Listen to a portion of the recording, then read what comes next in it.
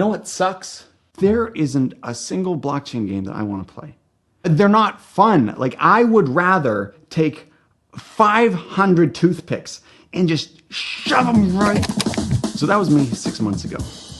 So I started 2TG Entertainment to find out one thing. Can blockchain technology actually make games better? To figure that out, we'd need an awesome game with blockchain features that are optional and blockchain only used to the extent that it actually makes the game more engaging or more fun. So, like a hitman that gets out of the game for love and tragically loses that love, only to have that love replaced with a cute puppy who's then brutally murdered by a short-sighted nut-necked mafioso wannabe, we had one singular focus: just to make awesome games. That was more than a year ago, and since then we've been cooking. And we've followed the 2TG recipe for success. We've built a team of top-tier AAA talent, bringing their experience from games like Age of Empires 4, Company of Heroes, Warhammer, Halo, Lionheart, Apex Legends, and more. And then we mixed in our vision for a long-term game development strategy where we're bringing more and more content season after season. We threw in a couple drops of awesome sauce, added in 7 dashes of nostalgia, and a metric buttload of integrity and humility. And what emerged was a roguelite tactics RPG unlike any the world has ever seen before. Imagine Final Fantasy Tactics and Ogre Battle and Slay the Spire met, and they made a beautiful baby named To the Grave, The Wildlands of Faenora. And this isn't a carbon copy of anything you've played before. This is new, it's unique, and most importantly, it's really fun. And now we're about to launch the alpha demo for our game Wildlands of Faenora so that you can play it today. So that was me just a few months ago. And since then, we've had thousands of people play our alpha demo for the Wildlands of Faenora. We've had over 80,000 nether shards earned and spent in the game. And now it's time to take it to the next level. So we're launching what we call our Web3 Kickstarter. Using MPL 404 hybrid NFT technology on Solana, we are making a completely integrated, high-stakes, high-reward, sustainable Web3 gaming experience for those that want to be the best of the best tactics RPG players in the world. On our pre-sale site, you can read all the juicy goodness about this mode, the Hunt mode, if you so dare to challenge it. And now, I'm just a boy, sitting crisscross applesauce in front of a gamer, asking you to play my game. And if you like what you play, then consider supporting us on our pre-sale and join the adventure. The Faenoraverse awaits.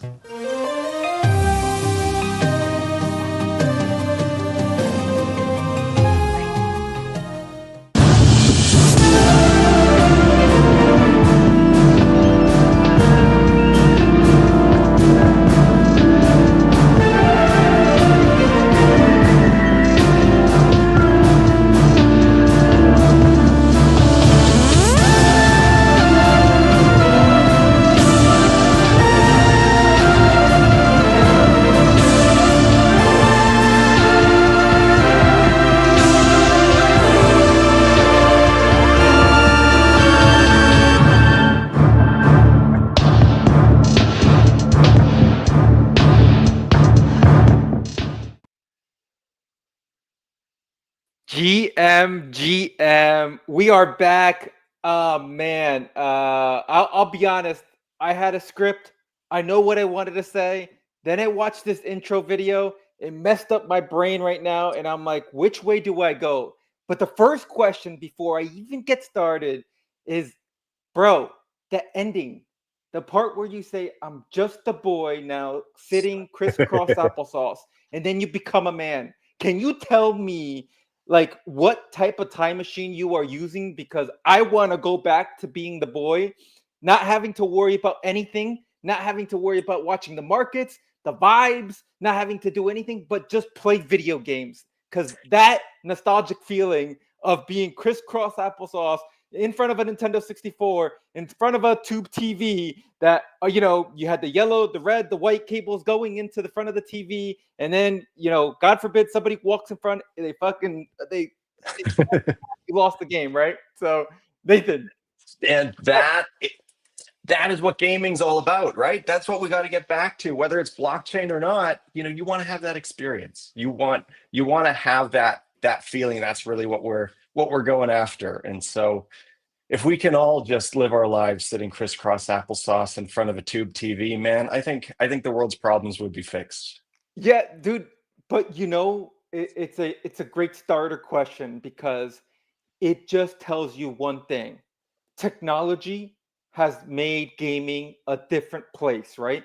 Technology was always there to change gaming, right? And between a tube TV to now these 4K TVs that we have to, hey, how we hooked up a console, how we played the console with a wire to now wireless, controllers to where we are. But guess what? Technology always did that. And here we are again with Web3, blockchain.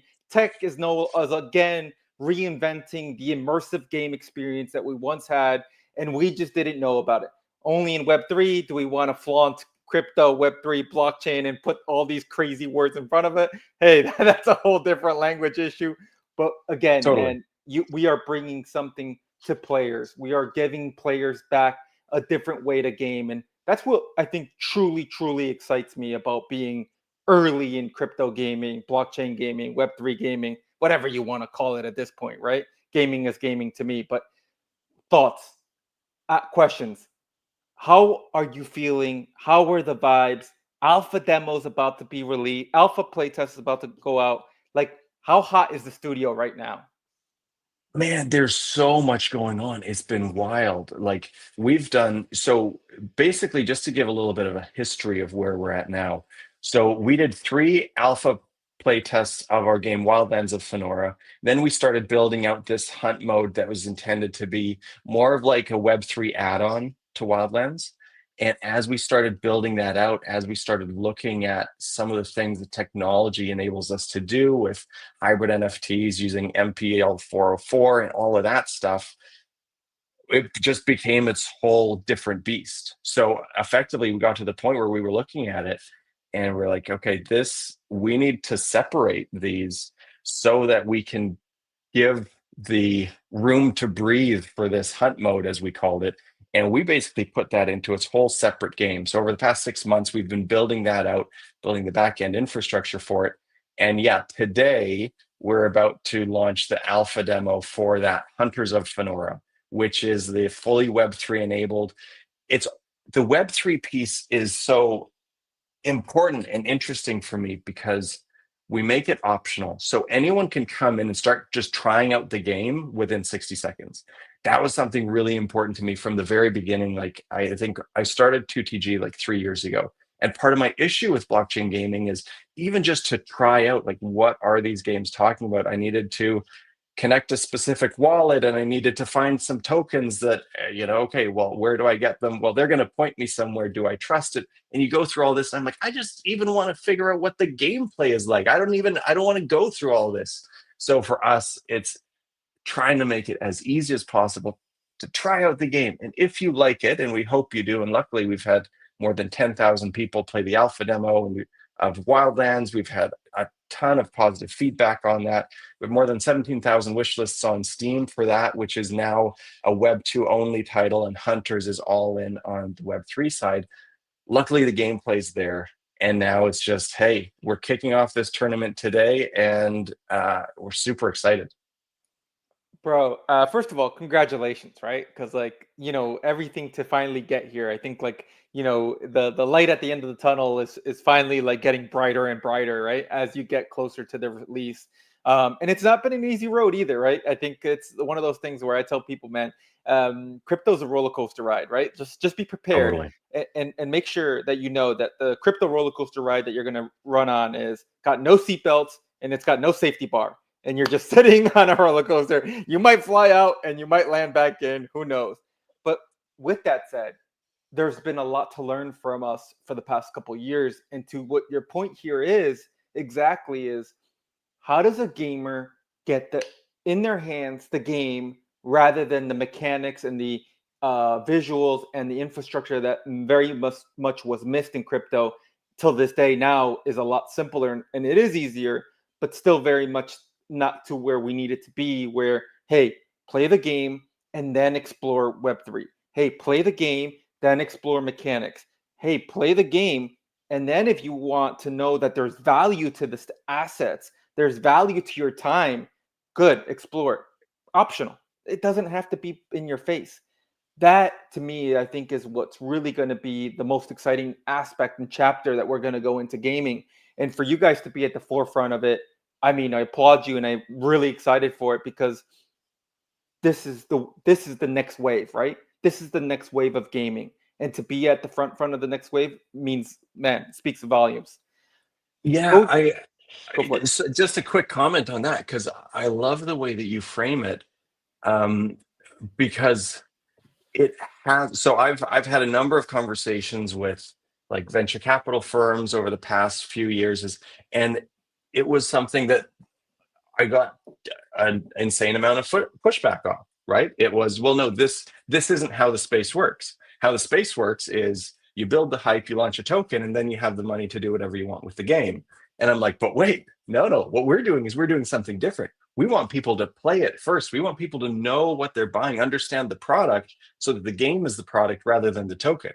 And the response I typically got was, well, this is our playbook. So if you're not going to go that way, then and then it was, to your point on the roller coaster ride.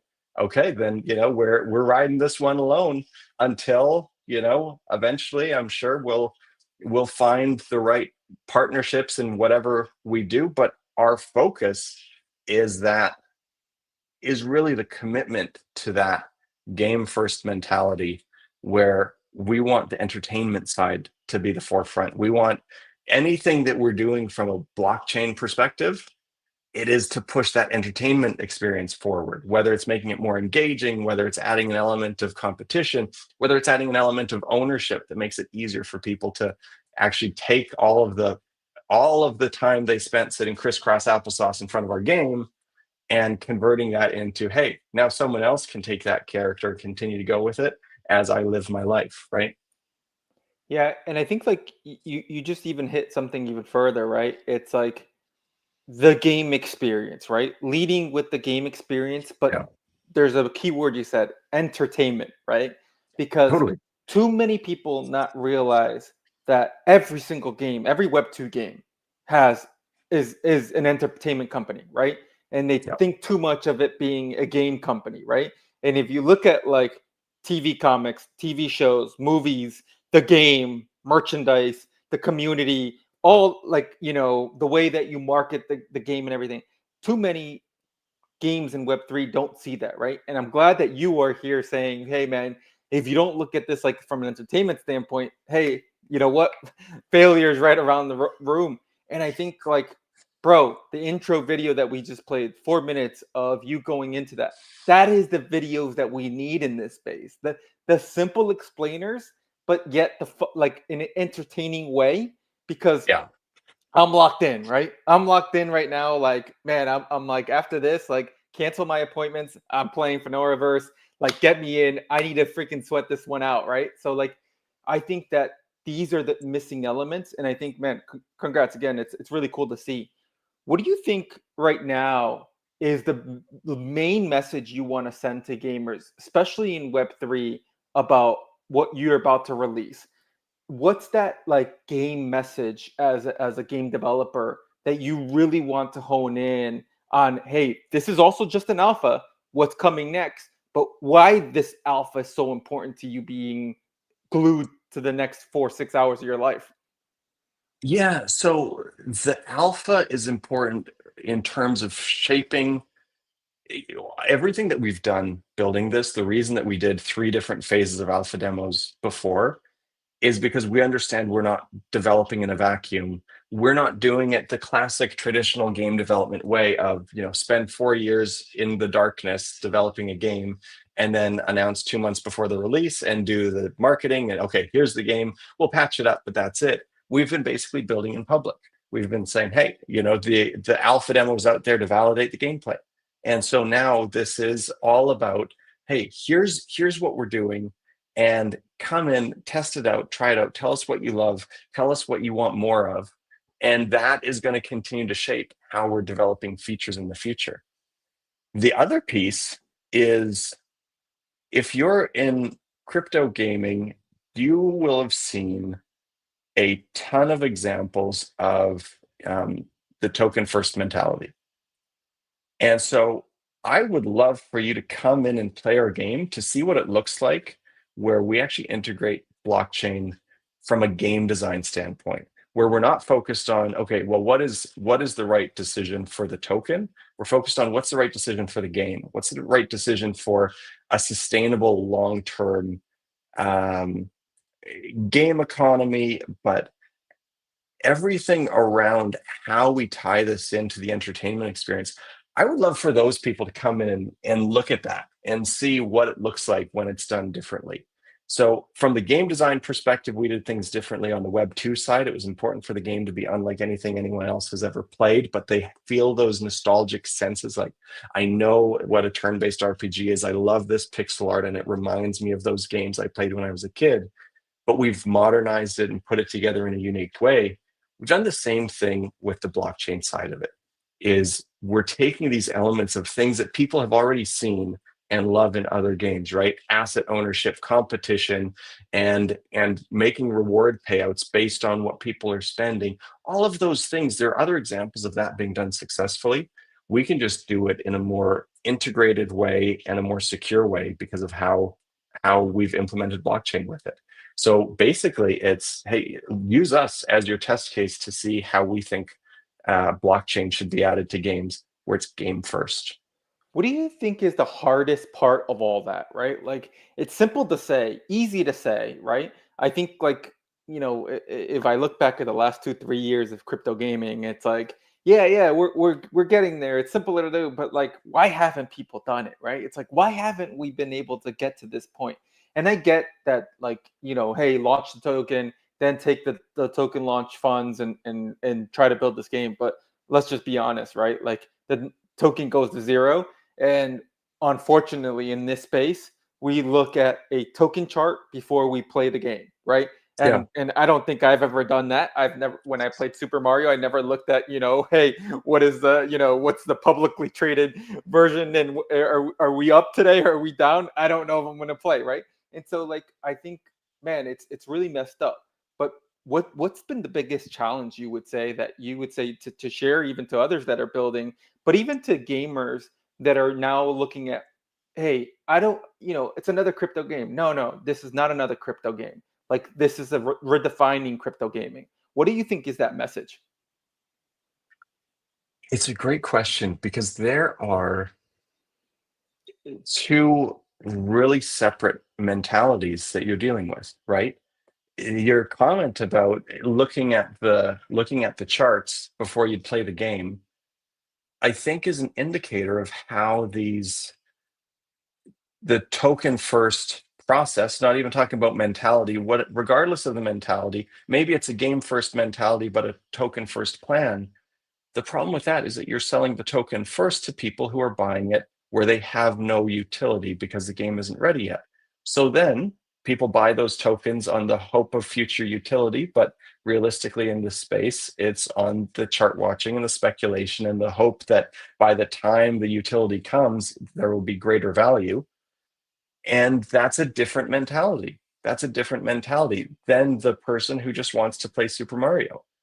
And so if your original audience, your original customer base is the one that's watching the chart, you are already having a very, very hard time, because they are not going to want you to take the creative leaps and the creative decisions that are right for the game, but not right for the token in the short term, which with tokens, if there isn't something behind it, if you don't have some sustainability external force that's propping it up, you think of stocks, okay, well, what you have is you have revenue coming in. And if the value of the token is on something that happens in the future and you have a short-term drop, it's very hard to recover from that. And then you typically, you're playing tennis, where the token is the tennis ball and you're just trying to pop it up as much as you can until you can finally serve it. But that can get off base. And And costly. so, and incredibly costly, and you're spending a lot of time and energy doing that rather than being able to focus on, okay, are we making the best game that we can, and are we able to realize that vision? So for us, that's why it's been really important to be able to just, okay, let's focus on the game. Yeah, no, dude, appreciate the feedback and the look in that vision. I think it's so cool to hear that from you guys, and really excited to really deep dive into what you guys have built. I think like, yeah, I get really bullish on founders that understand and have done their research into what they're building, right, and like where they're building, and understanding, hey, what does the community want and see, right? And I think that like leads into community, right? Like I think you guys have done a phenomenal job at understanding the feedback from the community, shaping to the community. Too many people in this space, especially here in Web3, don't listen to the community. And then when they launch, they're like, how come I don't have product market fit? And it's like, well, guess Yeah. what? You're pushing a product to no one wanted it when they did want it, but you didn't listen to them. And I think Yeah. like you guys have done a really, really cool job of and from our history of conversations, been listening to it, coming to this moment now, into a tournament, into being live. What do you think has been what you want to send now next messaging to the community? We still need feedback. We still need more feedback, if anything. But what's the biggest now call to action to the community going into the next live tournaments? And come and play. That's it, right? It's come and play it. Your feedback that'll be your natural response to whatever you're enjoying.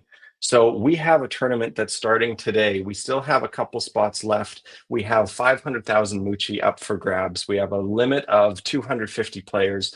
And we had all those 250 players locked in, but our goal, and this was from several months back, our goal is to make sure everyone's engaged. So we reached out to everyone. We said, hey, you need to confirm your invite, and if you don't confirm it within a week, then we're giving it to people who are on it and who will be coming into play, because it's a high stakes, high reward tournament. We need people who are coming in and they're trying it out. And so if you're interested in anything around crypto gaming, if you're interested in RPGs, reach out to us and come and play. Now, on the other side, with this pre-sale, we also have launched what we called Guild Wars. So if you are part of a gaming guild, or you want to put one together, and you come into our pre-sale and just lining up to our mint, we're going to look at the total spend of the guild, and we have custom cosmetics that we can make for guilds that hit certain price thresholds or certain total spend thresholds, and all of that. So again, it's always just trying to just get people engaged. Come play, come chat with us, collaborate with us. We're open to all of it. I mean, Nathan, like cut the bullshit, right? Just tell them, if you think you're good, if you think you're a good player, jump into the tournament, and we'll find out if you are actually good. Yeah, and you're gonna die. And that's the reality. You're gonna, and it's really cool because we have a limited, this is like a really engaging tournament piece to it, where it's every day we're gonna respond on, hey, show videos of highlights. We're gonna give rewards codes to help pump people up, to keep everyone engaged. And people are gonna run out of the tokens that we give them. They're gonna die a lot. And we have this really cool partnership with Sploots AI. Have you heard of Sploots AI? Yeah. Yeah, totally. So it's super cool, because what it does is, for anyone who's streaming to Twitch, to Hunters of Faenora on Twitch, it's going to be culling all of those and pulling clips that are exciting from that. So then it makes it super easy for people to share clips, share moments about what's going on. And this is such an awesome game for it. I'm not going to say the only reason, but a huge catalyst for our community growth has been just people watching streamers. And it just has this gameplay loop that's really, really good for that, because it's high stakes. You can die quickly, and then just hearing a streamer scream, there's just an internal joy that brings, right? So the more of that joy we can spread to people, the better. Yeah, dude. I think people hear me scream all the time just talking on the show. Imagine when I play a game, I'm a whole different person. Look, Totally. give us the details on the tournament. Give us the details on the game, on what we're actually playing. What does this alpha mean, right? Like, what is the high stakes mean? What am I actually doing in the game, and how do I want to participate so that we have a better understanding of what we're talking about? We can do you one better. Can I share and Dude, stream it? let's do it. I love it. Yeah, absolutely. Just don't stream your seed phrase. We're Yeah, live. that's right. That's right. Here, we're gonna just jump right into this. Okay, so when you're playing the game, you get right into this mercenary town called Donegal. So the story behind it is that a nether gate has been unsealed and a bunch of monsters come out into the land of Faenora, and mercenaries come together to kill as many as possible to get rewarded. And so what you have in the barracks, and this is all our alpha demo. So we have, it's one of those things where we've been working for so long on the beta as well that like all updated UI, all of this, all these new features that we're excited to show, that when I see this, I'm like, oh, when people see what's cooking in the background, they'll be excited. So this is where, if you're participating in the alpha hunt tournament, you're going to come in and you're going to have your characters. You're going to, first, you're going to hire them from here. You're going to bring them in your squad, and you might find that, okay, I don't really like, she's not doing it for me, or they die and you're like, hey, I don't have enough Muchi for reviving them. You can always re-roll, and that's where you're going to see, okay, am I lucky? A common archer, but then you're looking at your skills. So it's always, you're looking at skills, you're looking at class, and you can make each of these characters your own, which is one of the great things about NFTs generally is, okay, what one do I have? And that's where you go to the tailor. And so we have this whole customization system that we've put in place where, and every change that you make when we mint out, every change that you make here is going to be reflected on your NFT itself. So we call your NFT a living character, because as you level up, as you class up, as you change the look, change the name, all of that's going to be updated. So you can give pink hair, green, blue. We're going to give her pink hair. Oh, I was hoping green because market's up, but okay. No, let's do green. Let's do green. I mean, we can even, if market's up, let's get some hair that makes it seem like she's super surprised. There we go. Okay, so we're going with the green market hair.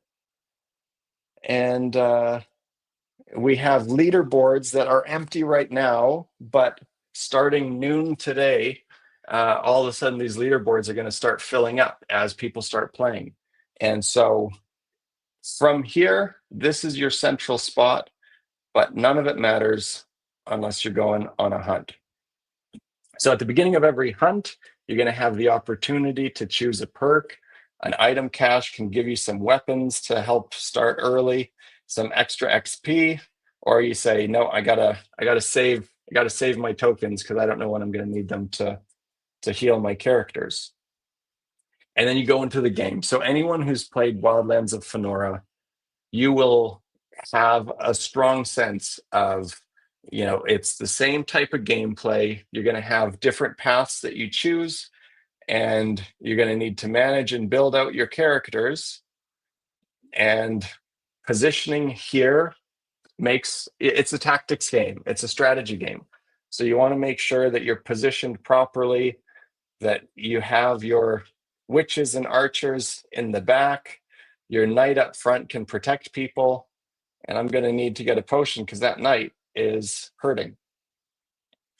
But from here, then this is where the battle loop comes in. And that's kind of the core of every RPG game, is the battle system. My team, I wanted to make sure that I didn't die immediately. So they're leveled up just a little bit. You can see we're at level 2, and we have some decent characters. And so here's the loop. You're gonna heal up. You're going to get into battles, and then you're going to try your best as you get to this boss to be able to win. The more bosses you beat, the higher up you get on the leaderboard, and the harder it gets. We did a creator tournament where we had about 9 creators playing.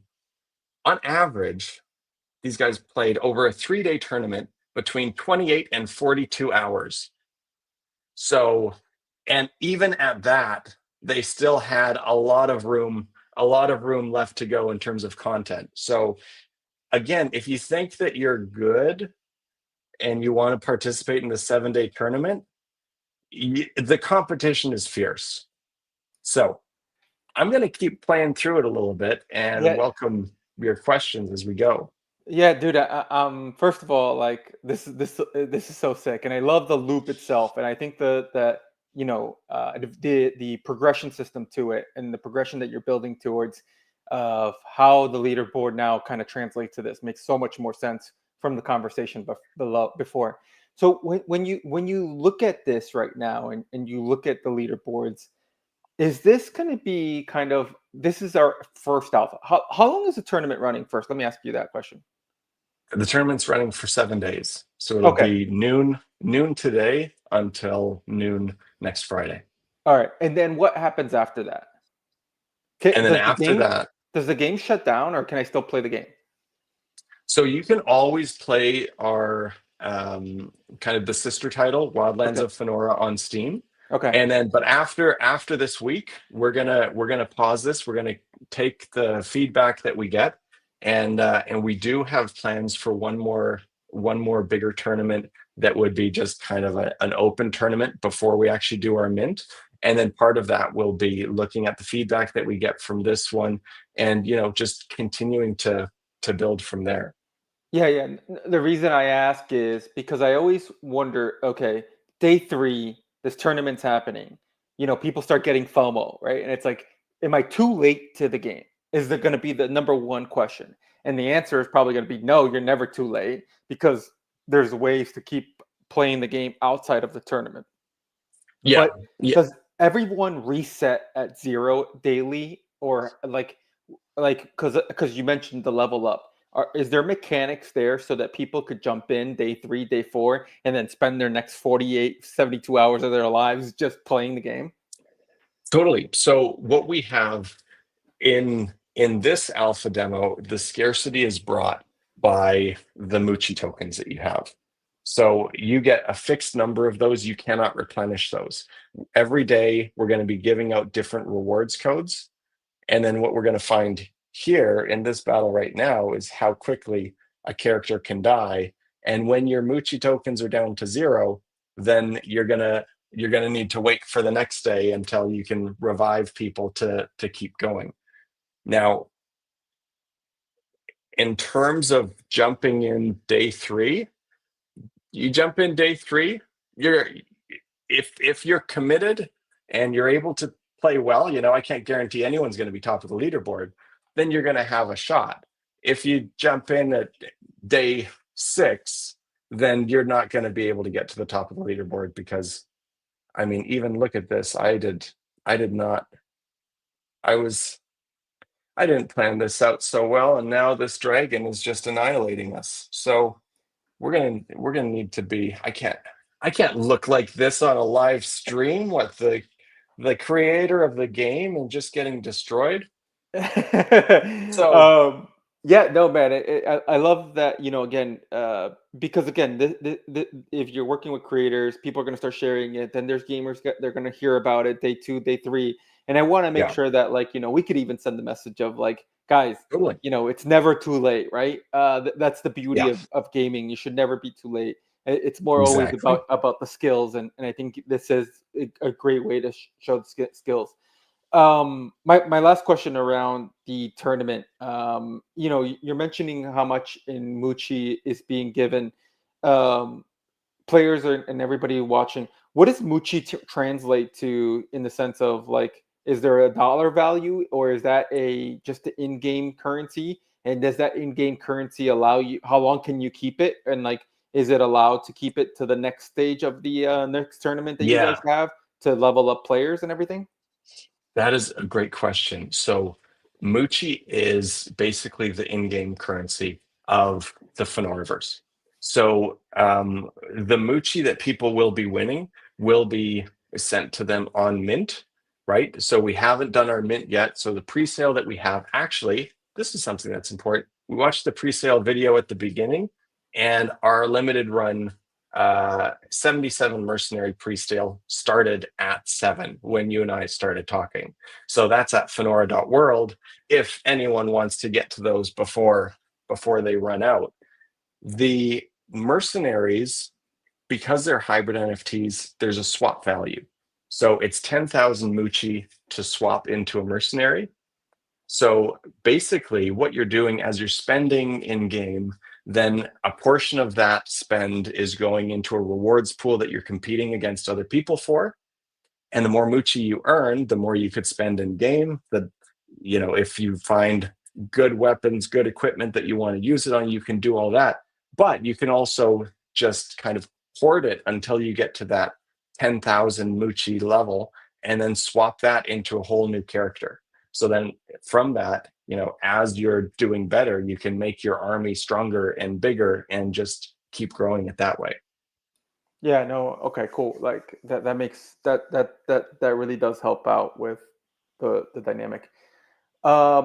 Look, man, we talked about the game, we've talked about the tournament, you've given us a little bit about the vision, you've given us a little bit about the philosophy on this. The next 4 or 5 months, crucial. You're on Steam, you're pushing on Steam, you're gonna have a mint.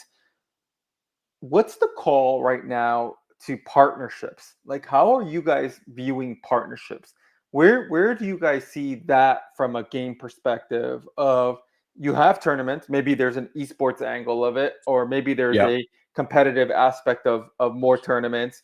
Major brands like, Rogue, Asus, Nvidia, all these big names are very much crypto friendly now. What's the call, even when Web3, like maybe bringing an IP from another game? What's that like for partnerships, and why should people like send a DM right now and say, okay, how do we get on this list? Because we know what you guys are building now. Yeah, that's a great shout out. So our big thing, and one of the things that I love so much about Web3 generally, and we've spoken to a number of other Web3 communities and projects, is how we can connect our communities, how we can provide value to theirs, they can provide value to ours, and just build this, right? If you look at the Faenoraverse as, currently kind of a pixel art sandbox where we can have their people come over, play. We're looking at so many different elements, and we've made the game quite modular. So if it's different custom traits that we could do, and just find a way to bring their community into ours. Really, it's all about just building awareness about what we're doing and giving them a unique. We I want to now. I can't announce something yet because it's the perfect example of this. But we need to announce it with them. There are really cool things that we're doing with different NFT communities. And so if you are in that category, I would say, yeah, reach out, because there's so much flexibility we have on collaboration, and we want to do this. We want to use the Hunters of Faenora as a platform as well to do cool stuff. Now, for just brands or IP generally, then there are other things. It's all kind of tied to, if you've seen it done somewhere else, then we're going to make that type of thing possible. And so there's a crazy amount of opportunities there. And as we continue to build out the Faenoraverse generally, it's just going to continue to grow and grow and expand. Yeah, no, man, I love it. I love it. We are on a live stream, but I respect the not wanting to announce it just yet. I don't want to get you fired, right? On your day one. Look, Yeah. man. Give us the plug. Where do we find you guys? How do we get involved? How do I download the game? How do I get involved? Discord, community, Twitter. Give us it all. Yeah, so best places for new info, reach us at Twitter, Faenoraverse. We have a Faenoraverse Substack as well that we put out articles and videos, and then our website, faenora.world. So there's a link to our community presale there. At noon, there will be the link to the Alpha Hunt demo. So you'll be playing it right in that website. And then Noon, what time zone? good point. Noon Pacific. Okay, cool. Noon So Pacific. Yeah, noon Pacific, which is like what, 3 p.m. EST. that's right. Yeah, 3 EST. Awesome. Yeah. Look, man, who put together the creator? Who did the creator tournament, the creator program? You guys just you mentioned that you had a couple creators playing the game. Yeah, we did that. Yeah. Who in the team though? Oh, that's Deshaun, our head of business development. He's All right, tell him I'm going to send him a nasty DM because he never sent me a message of being part of the creator program. The main creator, man. Come on, the main Solana gaming creator, and you didn't have him here on participating, man? Damn. You know what? I take my eye off the ball for 1 second, and then it all go. I can't.